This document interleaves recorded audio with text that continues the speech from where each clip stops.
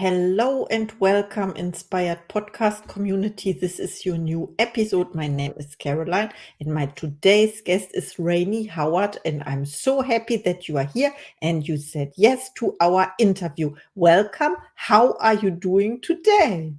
Thank you. Thank you. I'm doing great. I'm excited to have our conversation and thanks for having me. Thank you so much. And I would love to introduce you to the audience. Of course, you are a best selling author, speaker, and personal development leader with 17 years of experience. As CEO of Love Bookstore and Inspired Flow, you empower individuals through self love, emotional healing, and purpose driven living. Your latest book, The Love Habit guides readers to build healthier relationships. Featured on Fox, NBC, and ABC, you are known for your expertise in emotional intelligence and spiritual growth. You also host the Rainie Howard Show podcast. Welcome to the Inspired Podcast, Rainie Howard. Thank you. Thank you. Amazing. My first question is about your book. The Love Habit focuses on building healthier relationships through self-love. What inspired you to write it, and what key takeaways do you hope readers will gain? Yeah, well, what inspired me was first just learning how to love myself for one, because I learned that the relationships I had with others were influenced by my relationship with myself.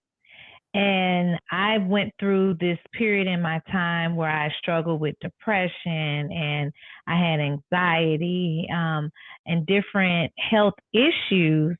And it was really because I was at a place where I was exhausted, I was depleted from just giving, serving, doing.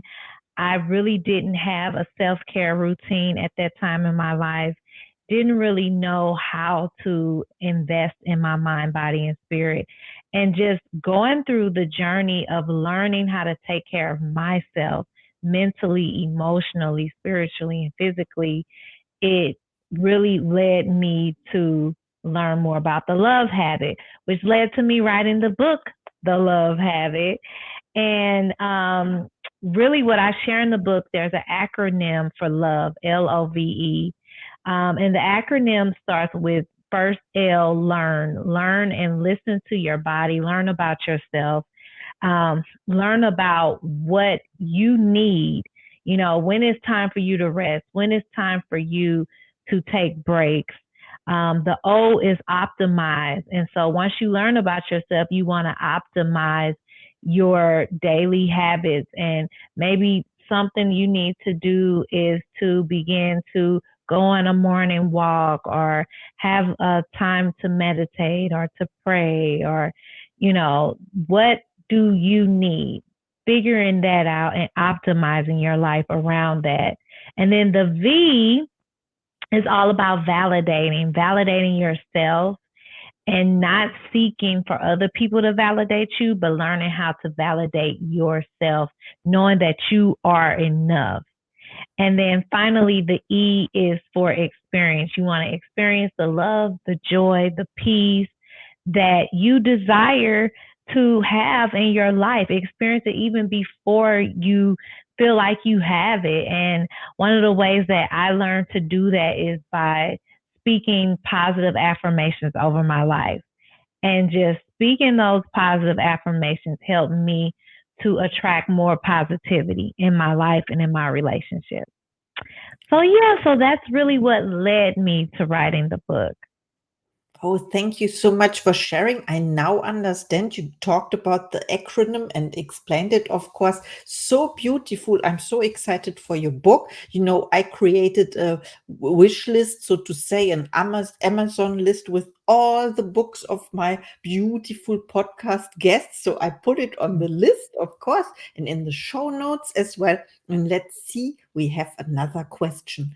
You've been featured Awesome. on major networks and recognized for your expertise in emotional intelligence and spiritual growth. What do you believe is the most common misconception people have about emotional intelligence?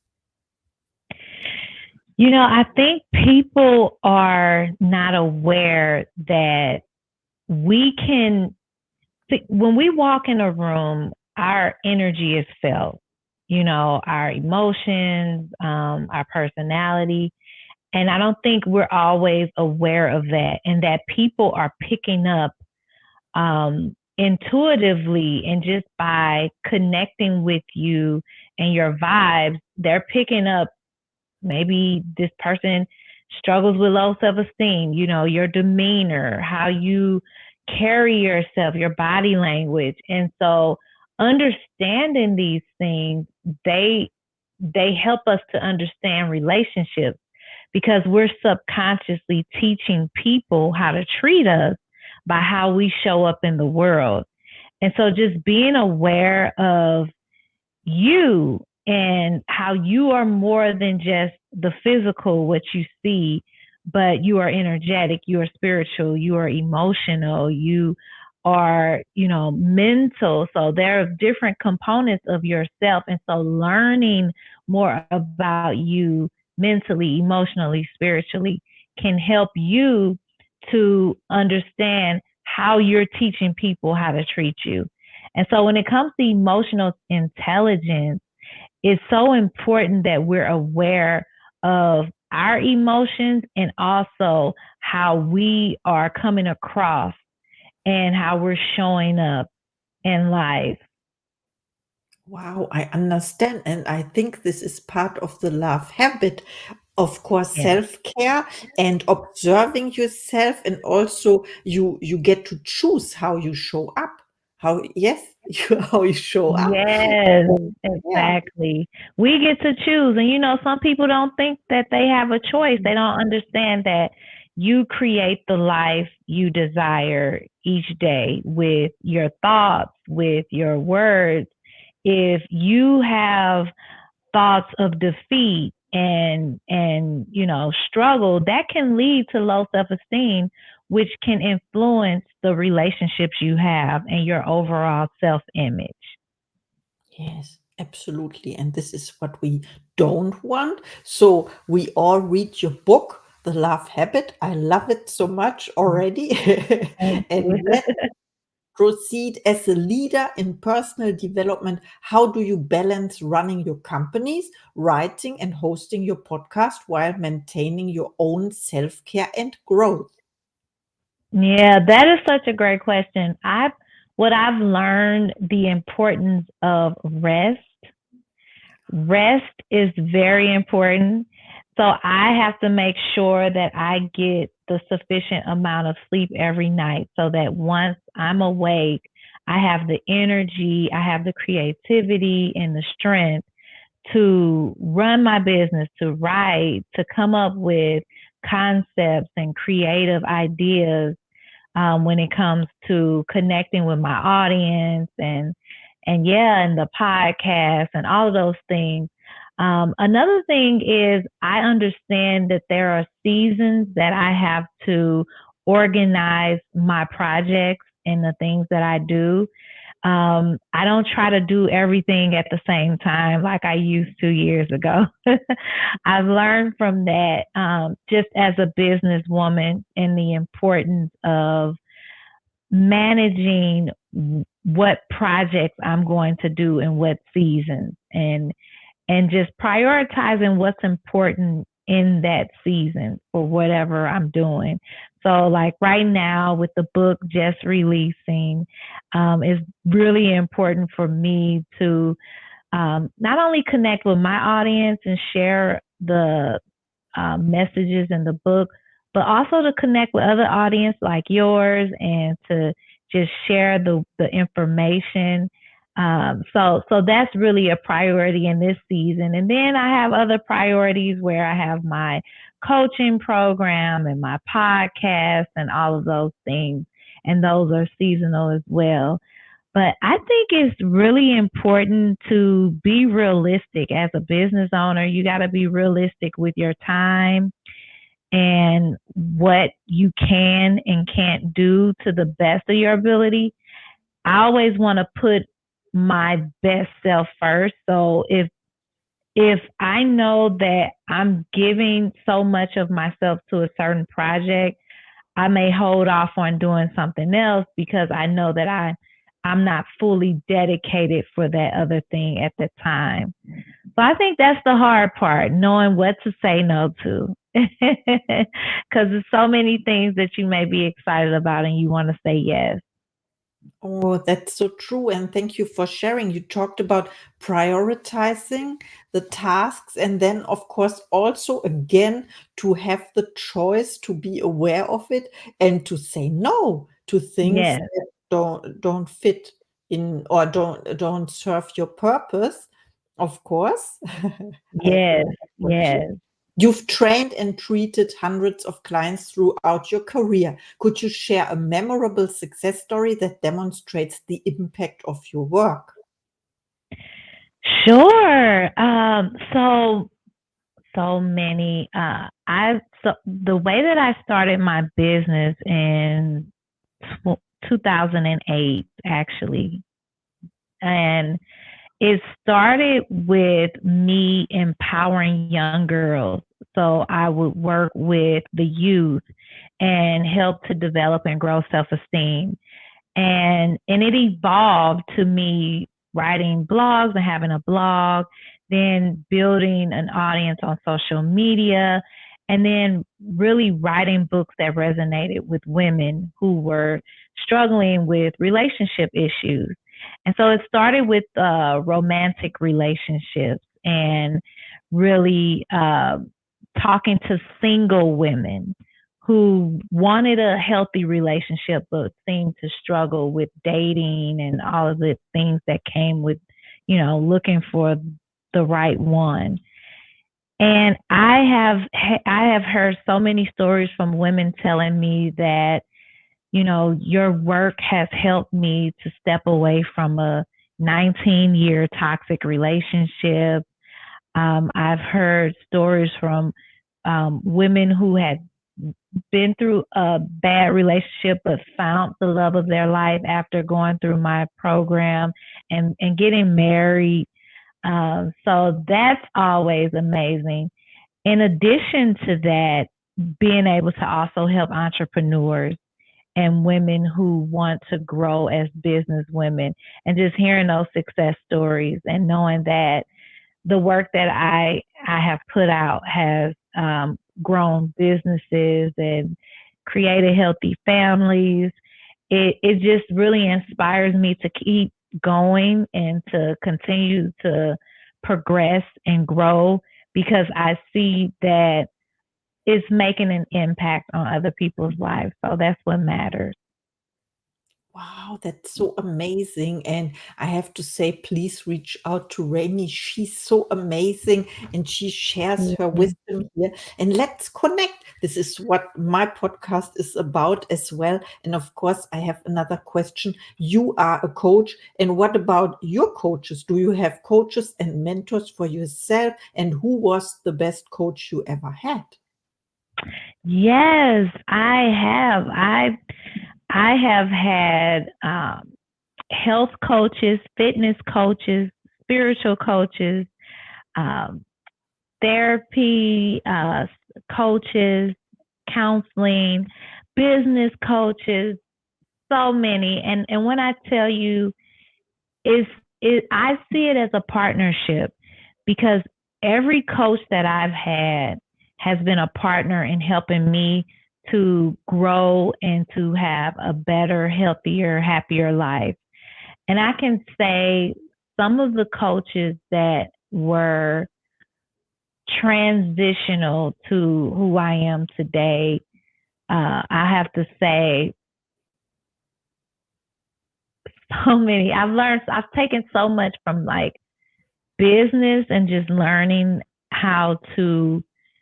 One of the coaches I say is the business partner I'm still working with to this day when it comes to business, but he's a business partner of mine and he coached me on marketing. I have an e-commerce business where I am running ads and selling products and doing the shipment and all that stuff. And so I've known him for I want to say almost 6 years now. I think about 6 years.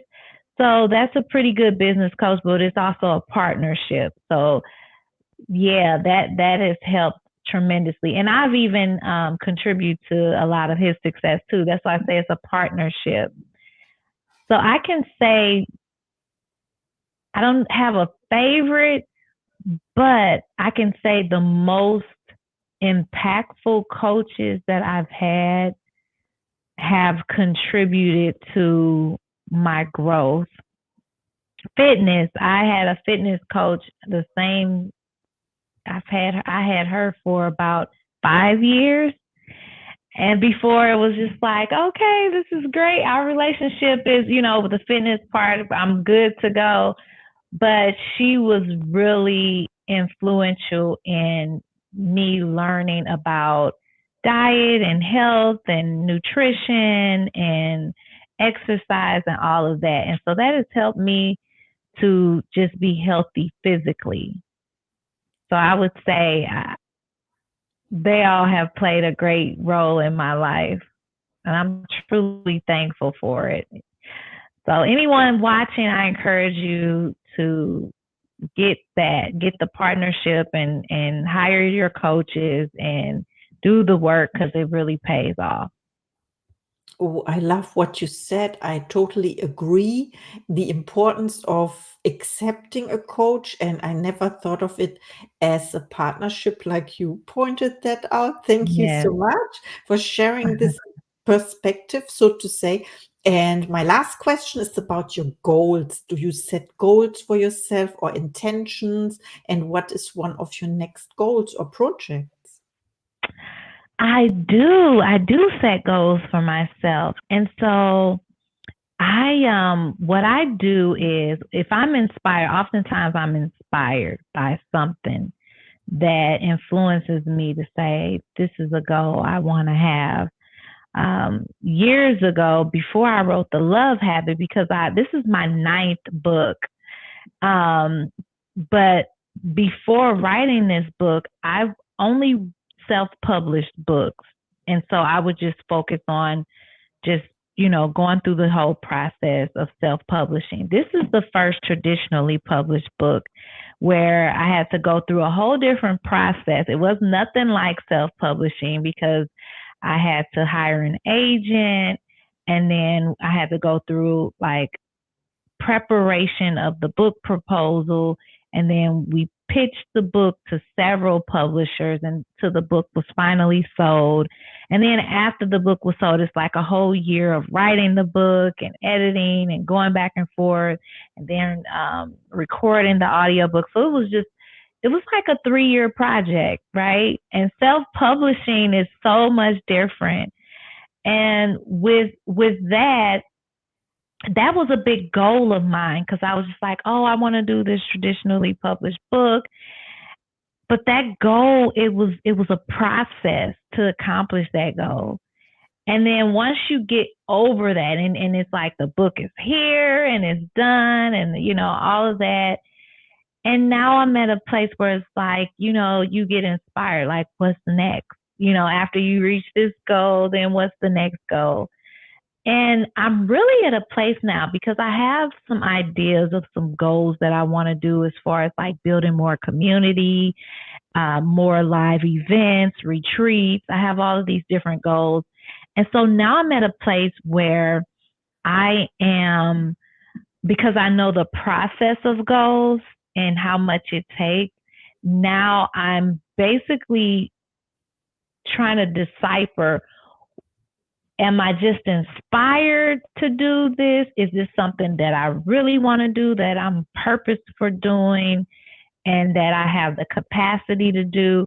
So I'm kind of weighing my options right now and sorting everything out, doing all the planning.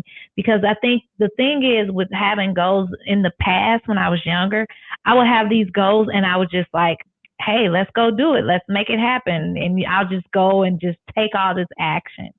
But I've learned just from wisdom and experience, it's better to align yourself emotionally, spiritually, mentally before you take action.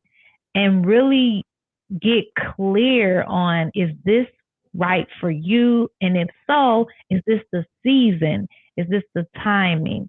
And so I'm just going through that process now, but I love it. I love the space that I'm in when it comes to goals and planning, and just making sure that when I do take the action, everything else is there to back me up. Wow, that's so inspiring. Thank you so much. Yes. I learned so much in our interview, and now it's time for your last thoughts to the audience, please. Okay. So I just want to encourage everyone who is watching, whatever, wherever you are in this season in your life, um, I want to encourage you to ask yourself, are you living the best life you desire right now? And what can be different? What can you work on to improve? And I just want to encourage you, wherever you are, that you can begin to take steps right now where you are. You can begin to create daily self-care habits that lead to a healthier life and happier relationships. Thank you so much. This was our interview, and have the best day ever. Thank you. And see you in the next episode.